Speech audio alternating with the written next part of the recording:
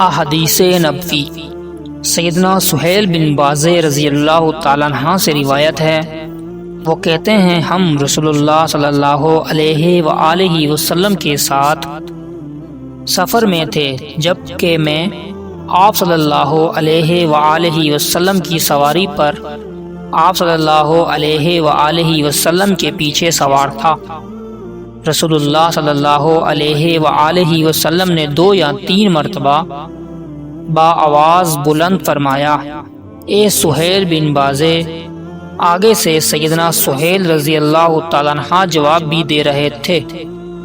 بہرحال جب صحابہ نے رسول اللہ صلی اللہ علیہ وآلہ وسلم کی اس طرح کی آواز سنی تو ان کو یہ گمان ہوا کہ آپ صلی اللہ علیہ وآلہ وسلم ان سب کو بلانا چاہتے ہیں، اس لیے آگے والے رک گئے اور پیچھے والے آپ صلی اللہ علیہ وآلہ وسلم کو آ ملے، یہاں تک کہ وہ سارے جمع ہو گئے۔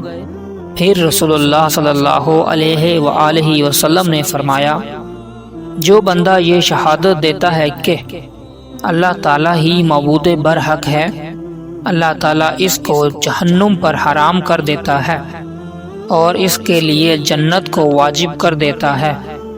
ایک روایت میں ہے، اللہ تعالیٰ اس شہادت کی وجہ سے اس کے لیے جنت کو واجب کر دیتا ہے اور جہنم سے آزاد کر دیتا ہے۔ مسند احمد، حدیث نمبر 29۔